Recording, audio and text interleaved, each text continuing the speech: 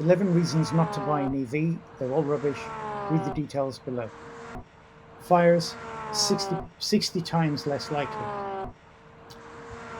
Price parity, cheaper to fuel, cheaper to run, tax rebates. Performance knocks everything else out of the park.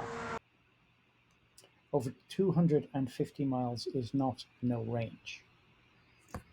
Charging taking 15 to 20 minutes is not really slow. Can't find the chargers, there's an app in the car. Increase my electricity bill, not as much as it reduces your gas bill. Batteries will wear out. Yes, some of them will.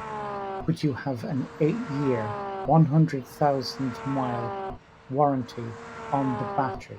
If you get to 10 years and it breaks down, the replacement will be about a quarter the price, and the materials it uses, because the materials it uses will be cheaper, which means the scrap value of your broken battery might actually be worth more than the battery that you're getting. Okay, you're saying EVs are not available. Honda not producing them, Toyota not producing them, GM not doing so well, and so on and so forth. Okay, well, there's only one question, and something I want. Here's an exercise for you to do. Investigate your representatives and find out which of them took oil money.